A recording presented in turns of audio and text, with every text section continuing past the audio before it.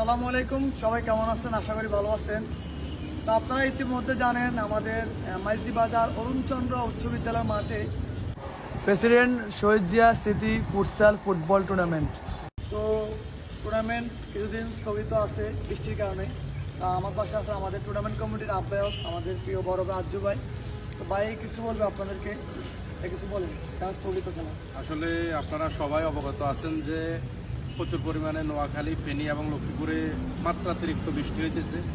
বৃষ্টির কারণে আমাদের নোয়াখালী অঞ্চল এবং আমাদের সেই সাথে আমাদের মাঠটাও জলাবদ্ধতা তৈরি হয়েছে। তো এই জলাবদ্ধতার কারণে খেলা আপাতত স্থগিত করা হয়েছে। যারা পারভেজের মাধ্যমে বা অনলাইনের মাধ্যমে আমাদের এখানে দল দিছে, সবার উদ্দেশ্যে বলতে চাই, হতাশ হওয়ার কিছু নেই। জলাবদ্ধতা চলে গেলেই আমরা আমাদের খেলা আবার নতুনভাবে শুরু করব। আর সবার উদ্দেশ্যে একটাই বিনত অনুরোধ থাকবে যে আপনারা অবশ্যই বন্যার্থ মানুষের পাশে দাঁড়াইবেন, সবাই সবাইকে সাহায্য সহযোগিতা করবেন, এটাই। আর দর্শকদের উদ্দেশ্যে বলতে চাই, আপনারা অবশ্যই আসবেন। আমরা নতুনভাবে যখন খেলা ছাড়বো তখন মাইকিং করে বলে দেওয়া হবে, আপনারা আসবেন এবং খেলা দেখবেন, খেলোয়াড়দেরকে উৎসাহিত করবেন।